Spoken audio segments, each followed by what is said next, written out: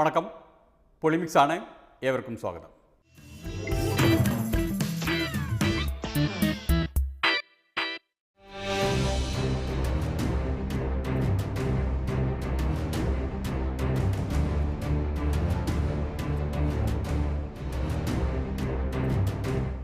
പ്രവചിക്കപ്പെട്ട ഒരു ദുരന്തത്തിൻ്റെ പുരാവൃത്തമാണ് പൊളിമിക്സ് പറയാൻ പോകുന്നത്.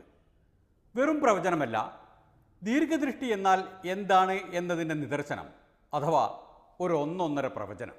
ഇന്ന് അധികാരം സ്ഥാനത്താണ് ഇടതുപക്ഷ മുന്നണി എന്നതുകൊണ്ട്, അതിലൊരു പ്രധാനപ്പെട്ട പാർട്ടിയാണ് CPM എന്നതുകൊണ്ടും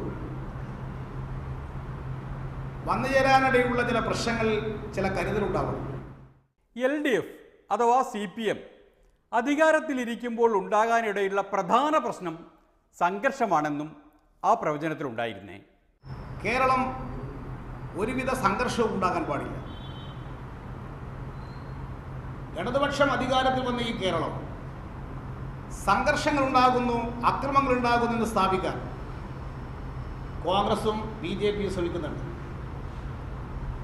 ഈ കളിയിൽ CPM പ്രവർത്തകന്മാർ പെട്ടുപോകരുത്. ഈ മുന്നറിയിപ്പും താക്കീതും ഇനി അങ്ങോട്ട് ഓരോ നിമിഷത്തിലും പ്രസക്തമാണ്. അതുകൊണ്ട് തന്നെ പാർട്ടി മാത്രമല്ല, പാർട്ടിയാൽ നയിക്കപ്പെടുന്ന സർക്കാരും നല്ല കരുതലോടെയാണ് നീങ്ങിയതൊക്കെ. പോലീസ് ജനസൗഹൃദപരമാകണമെന്ന് തന്നെയാണ് സർക്കാരിൻ്റെ സമീപനം. അതിൽ കൃത്യമായ നയം സർക്കാരിനുണ്ടാകും. ഒരു തരത്തിലുള്ള ആശങ്കയും ഉണ്ടാകേണ്ടതായിട്ടില്ല. മുഖ്യമന്ത്രി അഥവാ ആഭ്യന്തരമന്ത്രി ആ കരുതലെടുക്കാനുള്ള കാരണം പാർട്ടിയുടെ മുന്നറിയിപ്പും താക്കീതുമാണ് എന്ന് വിശ്വസിക്കുന്ന കൂട്ടത്തിലാണ് പൊളിമിക്സ്. ഒരു കാരണവശാലും ഗവൺമെന്റിന്റെ സ്വാധീനം, പാർട്ടിയുടെ സ്വാധീനം ബഹുജനങ്ങൾക്ക് നേരെ പ്രയോഗിക്കാൻ പാടില്ല. ഈ കാര്യത്തിൽ നല്ല കരുതൽ എല്ലാ പാർട്ടി ഘടകങ്ങളുടെ ഭാഗത്തും ഉണ്ടാകണം. ഗവൺമെന്റ് വന്നു എന്നതുകൊണ്ട് പാർട്ടി ഒരു അധികാര കേന്ദ്രമാകാൻ പാടില്ല എന്നുള്ളതാണ്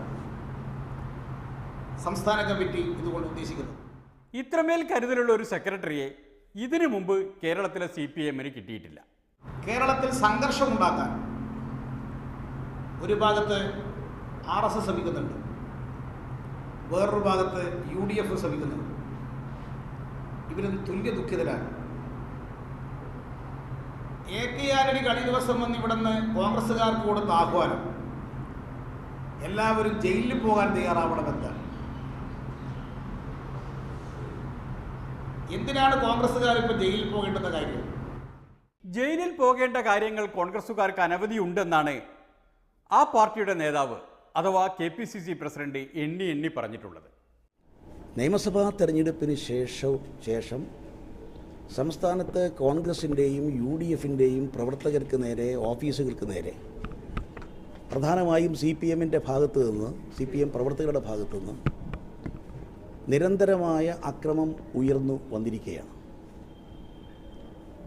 ഇത് സംബന്ധിച്ച് കൃത്യമായ വിവരങ്ങൾ ചേർത്ത് സമാഹരിച്ച് ആഭ്യന്തര വകുപ്പിൻ്റെ ചുമതല വഹിക്കുന്ന മുഖ്യമന്ത്രിക്ക് കത്ത് നൽകിയിരുന്നു. ആഭ്യന്തര വകുപ്പിൻ്റെ ചുമതല വഹിക്കുന്ന മുഖ്യമന്ത്രിക്ക് ഇങ്ങനെയുള്ള എഴുത്തുകൾ കൊടുത്തിട്ട് കാര്യമില്ല എന്ന് ഈ വൈകിയ വേളയിലെങ്കിലും സുധീരൻജി മനസ്സിലാക്കണം. കാരണം അദ്ദേഹത്തിൻ്റെ നിലപാട് നേരത്തെ വ്യക്തമാക്കിയിട്ടുണ്ട്. നിയമത്തിൻ്റെ വഴിക്ക് പോകും. അത് നിയമത്തിൻ്റെ വഴിക്ക് പോകുന്നതിനെ തടയാൻ LDF ഗവൺമെൻറ് തയ്യാറാകില്ല. അങ്ങനെ ഇരിക്കുമ്പോഴാണ് ഇങ്ങനെയൊരു പരിദേവനം കോൺഗ്രസിൽ നിന്ന് ഉയർന്നു കേൾക്കുന്നത്. നേരത്തെ തന്നെ ഉണ്ടായ മറ്റു ചില സംഭവങ്ങളുമുണ്ട്. കല്യാശ്ശേരിയിൽ ഗ്രാമപഞ്ചായത്തിൽ കോൺഗ്രസ് സ്ഥാനാർത്ഥിയായ ഭാനുമതിയെയും മകൾ ഡോക്ടർ നീതിയെയും അവരുടെ നേരെ അക്രമമുണ്ടായി. ഡോക്ടർ നീതിയുടെ ക്ലിനിക്ക് പൂട്ടിച്ചു. ആ കാര്യത്തിലും വേണ്ട പോലെ നടപടി ഉണ്ടായിട്ടില്ല. അതോടൊപ്പം തന്നെയാണ്, അതായത് സ്ഥാനാർത്ഥികളായി മത്സരിച്ചവരെ കണ്ടെത്തി അവരെ ആക്രമിക്കുന്നത് ഒരു രീതിയായിട്ട് CPM കണ്ണൂർ മേഖലയിൽ മാറ്റിവരികയാണ്. ഭാനുമതി കോൺഗ്രസ് സ്ഥാനാർത്ഥിയായിരുന്നു. അതുപോലെ തന്നെയാണ് Thalassery block Congress secretary N. രാജൻ്റെ മക്കൾ അഞ്ജന, അഖില, അവരെ അവരുടെ നേരെ അക്രമമുണ്ടായി, പലതവണയുണ്ടായി. ജാതിപ്പേര് വിളിച്ച് ആക്ഷേപിച്ചതായിട്ടുള്ള വാർത്തകളൊക്കെ വന്നിട്ടുണ്ട്. പട്ടികജാതി വിഭാഗത്തിൽപ്പെട്ട കോൺഗ്രസ് പ്രവർത്തകനാണ് രാജൻ. അദ്ദേഹം കാരായിക്കെതിരെ മത്സരിച്ചതാണ്. കാരായി ചന്ദ്രശേഖരനെതിരെ മുനിസിപ്പൽ തെരഞ്ഞെടുപ്പിൽ എതിർ സ്ഥാനാർത്ഥിയായിരുന്നു. അപ്പോൾ ഈ സ്ഥാനാർത്ഥികളായ കോൺഗ്രസ്സുകാരെ കണ്ടെത്തി UDFകാരെ കണ്ടെത്തി ആക്രമിക്കുക എന്നുള്ളത് രീതിയായിട്ട് മുന്നോട്ട് വരുന്നു. Thalassery block Congress committee secretary N രാജൻ്റെയും പെൺമക്കളുടെയും കഥനകഥ KPCC president പറഞ്ഞത് ജൂൺ 13 എന്നത് പൊളിമിക്സിന് നല്ല ഓർമ്മയുണ്ട്. കാരണം അതിൻ്റെ തൊട്ടു തലേ ദിവസം ജൂൺ 12 CPM സെക്രട്ടറി ഇതാ ഇങ്ങനെ പറഞ്ഞിരുന്നു. ഇന്നിപ്പോൾ പാർട്ടി ലോക്കൽ കമ്മിറ്റി ഓഫീസ് മുതൽ AKG സെൻറ്റർ വരെ വിവിധ ആവശ്യങ്ങളുമായി വരുന്നവരുടെ എണ്ണം വർദ്ധിച്ചു വരികയാണ്. ഇത് ജനങ്ങളുടെ പ്രതീക്ഷ കൊണ്ടാണ് ഓരോ പ്രശ്നങ്ങളിൽ പാർട്ടിയെ സമീപിക്കുന്നത്. ലോക്കൽ കമ്മിറ്റി മുതൽ AKG സെൻറ്റർ വരെയുള്ള CPMൻ്റെ ഓഫീസുകളിലേക്ക് ആളുകൾ കയറി ചെല്ലുന്നത് ആ പാർട്ടിയിലുള്ള പ്രതീക്ഷ കൊണ്ടാണ് എന്ന ആപ്തവാക്യത്തിന് അടിവരയിട്ടുകൊണ്ട് പൊളിമിക്സ് ഇടവേളയിലേക്ക് കടക്കുന്നു. അത് കഴിഞ്ഞാൽ ഇങ്ങനെ പ്രതീക്ഷ കാരണം ആ പാർട്ടിയുടെ ഓഫീസിലേക്ക് കയറി ചെന്ന ചിലരെ കാണാം.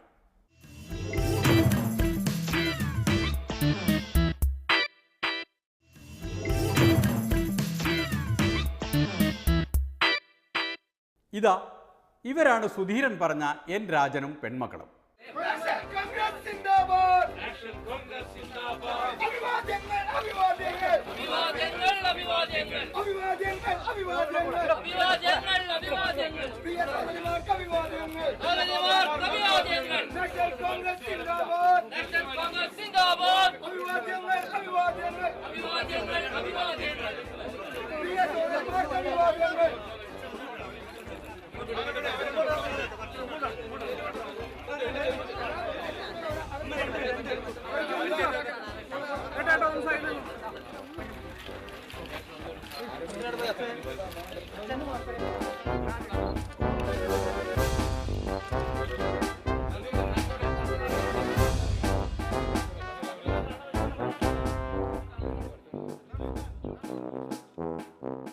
ഇവരിപ്പോൾ ഇറങ്ങി വരുന്നത് ജയിലിൽ നിന്നാണ്, വനിതാ ജയിലിൽ നിന്ന്.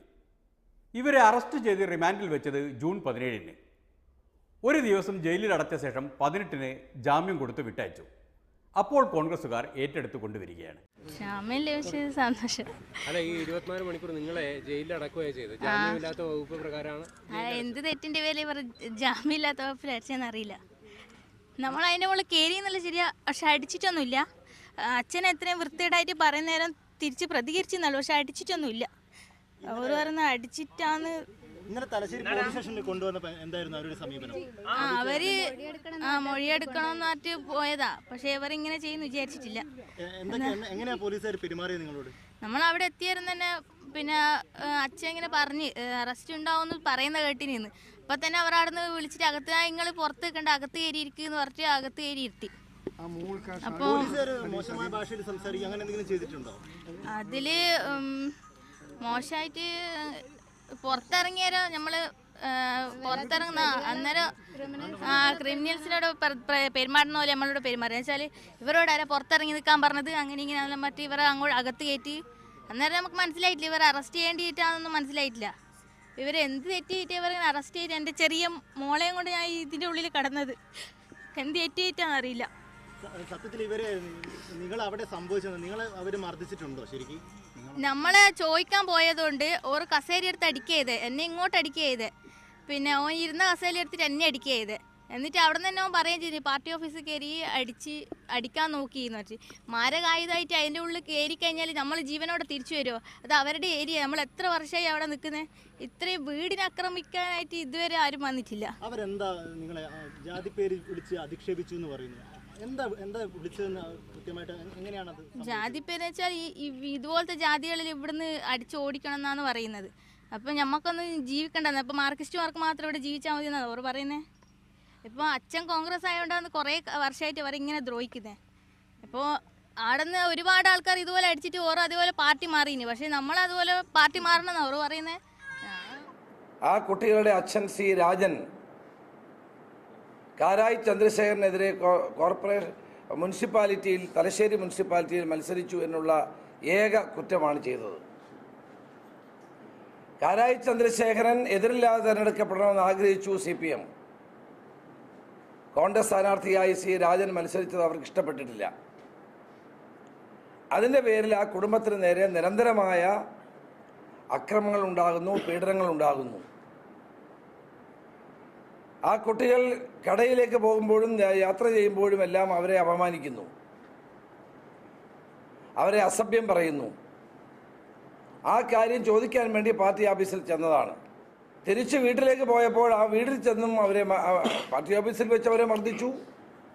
തിരികെ വീട്ടിൽ ചെന്നപ്പോൾ വീടും അവരെ ആക്രമിച്ചു. ജനാലകൾ തകർത്തു, വീട്ടിലുണ്ടായിരുന്ന ഒരു പഴയ കാർ അടിച്ചു തകർത്തു. ഇത്രയും സംഭവങ്ങൾ ആ ദളിത് കുടുംബത്തിന് നേരിടേണ്ടി വന്നപ്പോൾ പോലും അവരുടെ പേരിലാണ് ഇപ്പോൾ നോൺ ബെയിലബിൾ വകുപ്പുകളനുസരിച്ച് കേസെടുത്തിട്ടുള്ളത്. അങ്ങനെയാണ് അവരെ റിമാൻഡ് ചെയ്ത് ജയിലിൽ പാർപ്പിക്കുക. 1.5 വയസ്സുള്ള കുട്ടിയുണ്ട് കൂടെ. ജാതി പേര് വിളിച്ച് അവരെ നിരന്തരമായി ആക്ഷേപിച്ചുകൊണ്ടിരിക്കുന്നത് എന്തിനാണ് എന്ന് നിങ്ങളത് ദയവായിട്ട് അവസാനിപ്പിക്കണമെന്ന് അപേക്ഷിക്കാൻ വേണ്ടി CPM ഓഫീസിലേക്ക് കയറി ചെന്ന 2 പെൺകുട്ടികൾ, അവരവിടെ ഉണ്ടായിരുന്ന CPMൻ്റെ പ്രധാന നേതാക്കന്മാരെ മർദ്ദിച്ച് അവശരാക്കി എന്നാണ് കേസ്. ആരെങ്കിലും വിശ്വസിക്കുമോ? മുഖ്യമന്ത്രി ഉമ്മൻചാണ്ടി കണ്ണൂർ സന്ദർശിച്ചപ്പോൾ അദ്ദേഹത്തിൻ്റെ നെഞ്ചിലേക്ക് കല്ലെറിഞ്ഞ കേസിലെ പ്രതി അവിടെയുണ്ട്. നിരവധി ക്രിമിനൽ കേസുകളിലെ പ്രതികൾ ഓഫീസിൽ ആ സമയത്തുണ്ട്.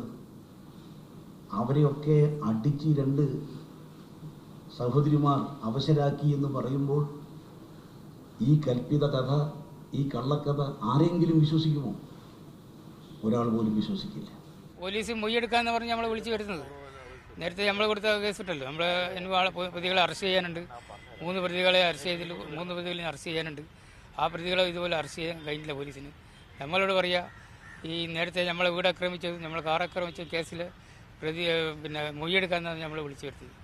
പക്ഷേ വടിയത്തിൻ്റെ ശേഷം പറയുന്നത്, നിങ്ങൾ ഇവരുടെ പേരിൽ ഇങ്ങനെ അതിക്രമിച്ച് കയറുന്നില്ല ഒരു പരാതി ഉണ്ട്, അത് പ്രകാശം നിങ്ങളെ അറസ്റ്റ് ചെയ്തു പറഞ്ഞ് രേഖപ്പെടുത്തിയത്.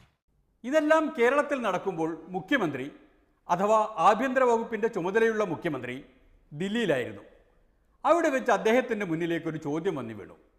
കേരളത്തിൻ്റെ ക്രമസമാധാന നിലയെക്കുറിച്ച് പൊതുവെയും ക്രമസമാധാന നില മെച്ചപ്പെടുത്താനുള്ള നടപടികൾ തന്നെയാണ് ഗവൺമെൻറ് സ്വീകരിച്ചുകൊണ്ടിരിക്കുന്നത്. അതിൽ പോലീസ് ഓഫീസർമാരുമായി കാര്യങ്ങൾ ചർച്ച ചെയ്തിട്ടുണ്ട്. നല്ല നിലക്ക് കാര്യങ്ങൾ നീങ്ങുന്നതെന്ന് തന്നെയാണ് തോന്നുന്നത്. തലശ്ശേരിയിലെ N. രാജൻ്റെ മക്കളുടെ അറസ്റ്റിനെ കുറിച്ച് വിശേഷിച്ചും ചോദ്യം വന്നു. ആ ചോദ്യത്തിൽ രാജൻ്റെ ആരോപണം എടുത്തു പറഞ്ഞിരുന്നു. ആരോപണം ഇതാണ്: തൻ്റെ മക്കളെ അറസ്റ്റ് ചെയ്തത് CPMൻ്റെ സമ്മർദ്ദം കാരണമാണ് എന്ന്. എന്താ അതിൻ്റെ കാര്യങ്ങൾ ഇപ്പോൾ എനിക്കറിയില്ല, എന്താണെന്ന് മനസ്സിലാക്കാൻ ശ്രമിക്കാം. അറസ്റ്റ് ചെയ്ത കുട്ടി ഉൾപ്പെടെ ജയിലിലേക്ക് വിട്ട അതിനകത്ത് ഉദ്യോഗസ്ഥരെ വീഴ്ച വരുത്തിയിട്ടുണ്ട്, അവർക്കെതിരെ അല്ല, ഈ ഒരു കാര്യം സംബന്ധിച്ച് എന്താണെന്ന് നമ്മൾ മനസ്സിലാക്കണ്ടേ? അപ്പോൾ മനസ്സിലാക്കാൻ ശ്രമിക്കാം. മനസ്സിലാക്കാൻ ഏറ്റവും നല്ലത് പാർട്ടി സെക്രട്ടറിയോട് ചോദിക്കുകയാണല്ലോ. അദ്ദേഹവും മുഖ്യമന്ത്രിയെ പോലെ തന്നെ തലശ്ശേരിക്കാരനാണ്.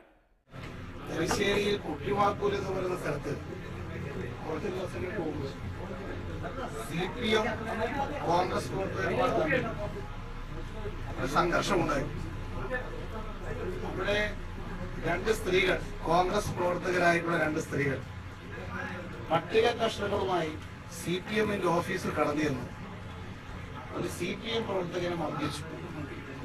ഇതുമായി ബന്ധപ്പെട്ട് ചാർജ് ചെയ്യപ്പെട്ട കേസിലെ പ്രതികളെ അവർ പോലീസ് സ്റ്റേഷനിൽ ഹാജരാകുകയാണ് ചെയ്തത്.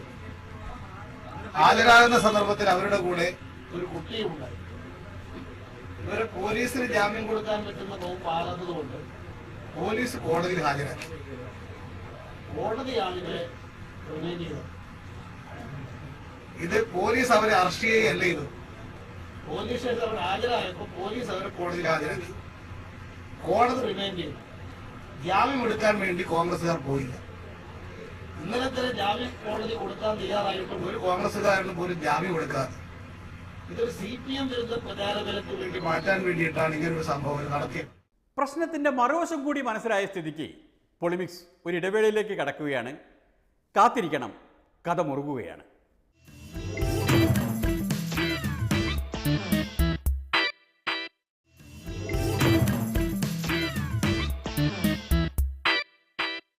കോടിയേരി സഖാവ് തുടക്കത്തിൽ പറഞ്ഞത് ശരിയായി വരുന്നതാണ് പിന്നീട് കണ്ടത്.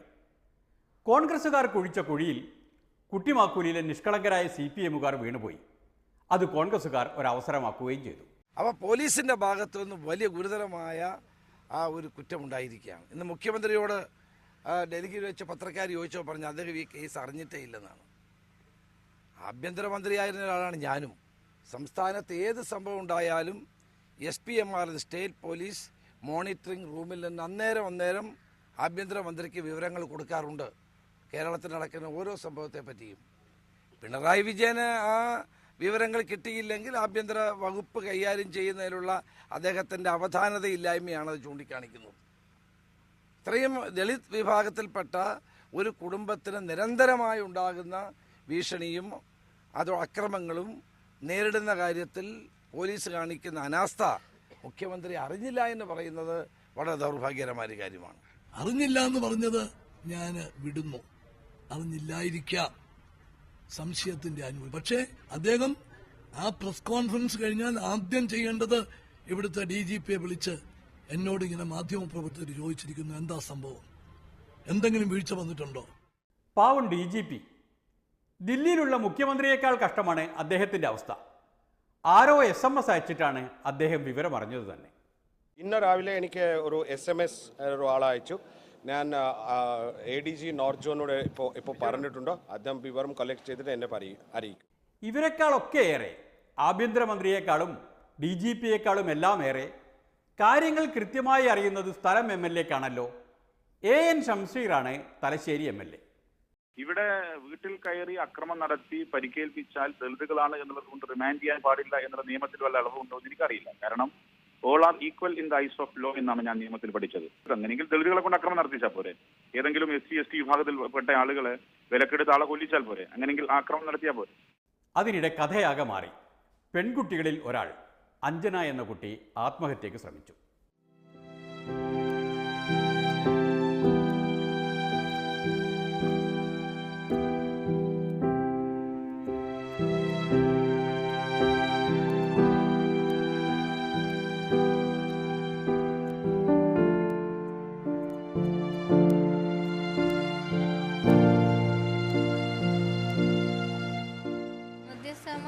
അത് യഥാർത്ഥ കാരണം അവളോട് തന്നെ ചോദിക്കേണ്ടി വരും. എന്നുവെച്ചാൽ നമുക്കുള്ളൊരു ഇതെന്ന് വെച്ച് കഴിഞ്ഞാൽ അവൾ മാനസികമായിട്ട് ഒരുപാട് വിഷമം ഉണ്ടായിരുന്നു അവൾക്ക് ഇങ്ങനെയെല്ലാം നടന്നതിൽ. കാരണം വെച്ചാൽ നമ്മളൊന്നും സ്വപ്നത്തിൽ പോലും വിചാരിക്കാത്ത കാര്യങ്ങളാണ് നടക്കുന്നത്. ഒരിക്കലും പ്രതീക്ഷിക്കാത്ത ഒരു കാര്യം നമ്മളെ ജീവിതത്തിലേക്ക് വരുമ്പോൾ ഇവർ നമ്മളെ അങ്ങേയറ്റം തരം താഴ്ത്തിയിട്ടാണ് സംസാരിക്കുന്നത്. CPM നമുക്ക് ഈ CPMകാരോട് ഒരു പ്രശ്നവും ഇല്ല. നമ്മൾ അവരോടൊരു ദ്രോഹത്തിന് പോയിട്ടുമില്ല. പിന്നെ ഇവർ മൊത്തം ഈ തരം താഴ്ത്തി സംസാരിക്കുന്നത് എന്ത് അടിസ്ഥാനത്തിലാണ് നമുക്കറിയില്ല. അപ്പോൾ അതിൻ്റെ ഒരു മാനസിക വിഷമം അവൾക്കുണ്ട്. ഞാൻ മനസ്സിലാക്കിയത് ഈ ഒരു പെൺകുട്ടി പാരസെറ്റമോൾ കഴിച്ചു എന്നതാണ്. പാരസെറ്റമോള് ആത്മഹത്യക്കുള്ള ഗുളികയല്ലല്ലോ. സ്ലീപ്പിംഗ് പിൽസ് ആണെങ്കിൽ മനസ്സിലാക്കാം. 4 or 5 പാരസെറ്റമോൾ കഴിച്ചതിന്റെ ഫലമായിട്ട് അവശ നിലയിൽ ആശുപത്രിയിൽ എത്തിച്ചു. കോൺഗ്രസ് നേതാക്കന്മാര് ബോധപൂർവമാണല്ലോ ജയിലിൽ അടക്കാനുള്ള സാഹചര്യം സൃഷ്ടിച്ചത്.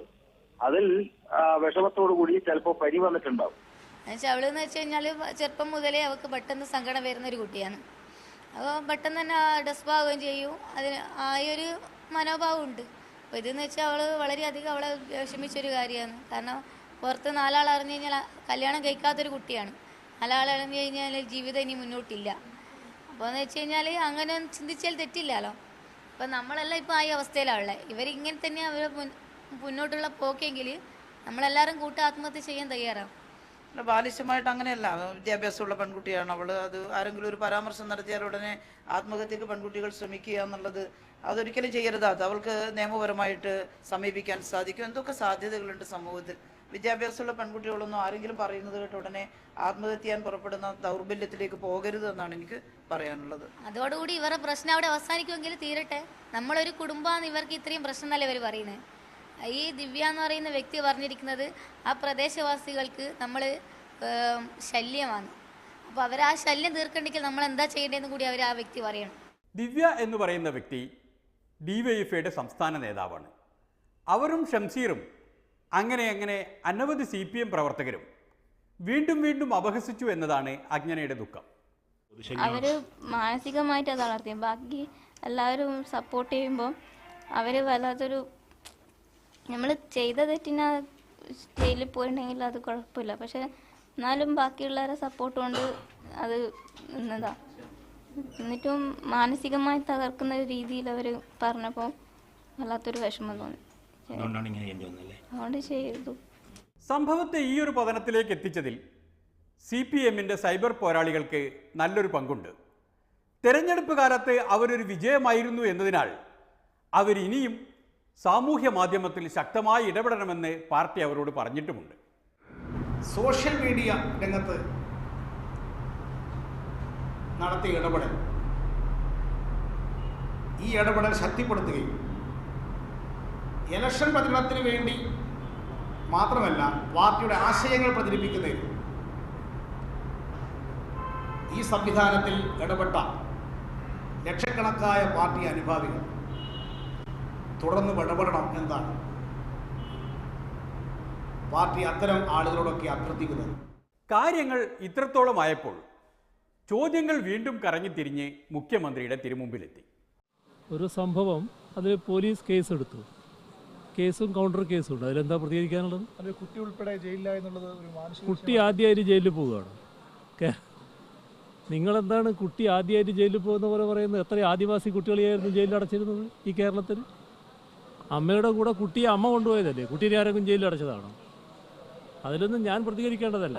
അധികാരമേറ്റതേ ഉള്ളൂ, അതുകൊണ്ട് കുറച്ച് പരിചയക്കുറവും അങ്ങനെയുള്ള ചില വീഴ്ചകളൊക്കെ വരുന്നെങ്കിൽ ഞങ്ങളതൊക്കെ വിട്ടുവീഴ്ചയ്ക്ക് തയ്യാറാണ്. പക്ഷേ നടപടി, നിയമം ലംഘിച്ച ഉദ്യോഗസ്ഥർക്കെതിരെ നിയമ നടപടി, ആ ഉദ്യോഗസ്ഥരെ പ്രേരിപ്പിച്ചവരാരാണ് അവർക്കെതിരെ നടപടി, ഒരു ആത്മഹത്യാ ശ്രമത്തിന് പ്രേരിപ്പിക്കത്തക്ക വിധത്തിൽ ഒരു പെൺകുട്ടിയുടെ, പട്ടികജാതി പെൺകുട്ടിയുടെ സ്വഭാവഹത്യ നടത്തിയവർക്കെതിരെ നടപടി. ആ നടപടികളാണ് ഗവൺമെന്റിന്റെ ഭാഗത്തു നിന്നും മാർക്സിസ്റ്റ് പാർട്ടിയുടെ ഭാഗത്തു നിന്നുമുള്ള നടപടികളാണ് ഞങ്ങൾ പ്രതീക്ഷിക്കുന്നത്. തെരഞ്ഞെടുപ്പ് പരാജയത്തെ തുടർന്ന് പാർട്ടിയിലും മുന്നണിയിലും ഒറ്റപ്പെട്ട് ഏകാന്തവാസത്തിന് പോയിരുന്ന ഉമ്മൻചാണ്ടിയെ ഇങ്ങനെയൊരു ചോദ്യവുമായി എടുത്തു ചാടാൻ പ്രേരിപ്പിച്ചത് പിണറായി വിജയന്റെ പരിതാപകരമായ പ്രകടനമാണ് എന്ന് പറയാതിരിക്കാൻ വയ്യ.